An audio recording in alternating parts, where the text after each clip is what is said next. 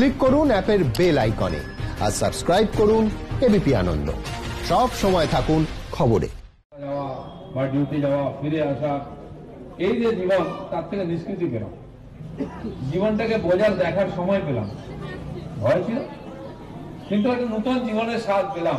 গতানুগতিক যে আধুনিক জীবনের যে গতি, প্রয়োজনে অপ্রয়োজনে দৌড়াদৌড়ি, টিয়ারদাস কৃষ্ণের নাম না আমরা দেখি, সবাই দৌড়াচ্ছে কে আগে যাবে, এটাই আজকে জীবন। কিন্তু ওটা বাদ দিয়েও মানুষ বাঁচতে পারে। অনেক জিনিস যেগুলোকে প্রয়োজনীয় মনে হয় জীবনে, সেগুলো বাদ দিয়ে মানুষ বাঁচতে পারে, আমরা দেখেছি এবং অনেক ভালো থেকেছি। ঘর থেকে বেরোনি বলে কেউ অসুস্থ হয়নি, সব হসপিটাল বন্ধ ছিল, শ্মশানে কিন্তু লাইন লাগেনি। কিছু বয়স্ক মানুষ অসুস্থ ছিলেন, চিকিৎসা হয়নি ঠিক মতো, হয়তো মারাও গেছেন, কিন্তু সাধারণ সুস্থ ছিল। এমনকি দৌড়াদৌড়িতে অনেকে গাড়ির তলায় চলে যান, অ্যাক্সিডেন্টে হাজার হাজার লোক মারা যান, সেখান থেকে আমরা বেঁচেছি।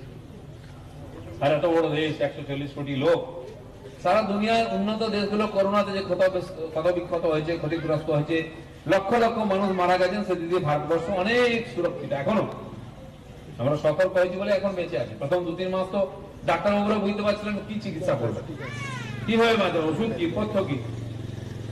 বলছেন বিদেশে যে দেশে এত মৃত্যু হয়েছে, অর্ধেক লোক নাকি ভয়ে মরে গেছে, হার্ট ফেল হয়ে।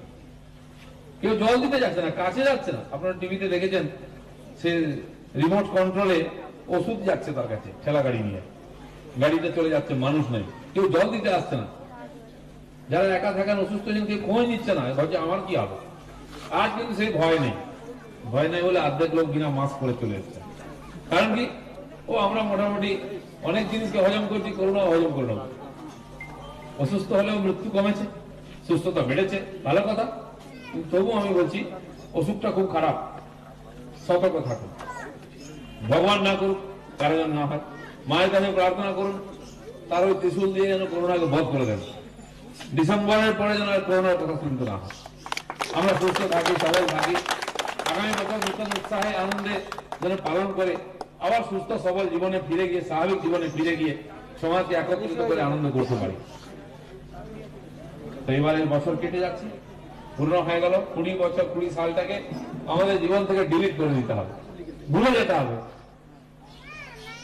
পৃথিবীতে অনেক সংকট এসছে মানবতার উপরে, হয়েই থাকে, বন্যা, ঝড়, সুনামি, ভূমিকম্প, প্লেগ, এর আগে আরো কয়েকটা ভাইরাস টাইরাস এসেছিল। আমরা সমবেত লড়াই করে জিতেছি, তার থেকে এর থেকেও বেরিয়ে যাবো। কিন্তু যে ক্ষত থেকে গেল, সেটার জন্য খেয়াল রাখি, এই ধরনের বিপদ থেকে বাঁচার জন্য সতর্কতার প্রয়োজন আছে।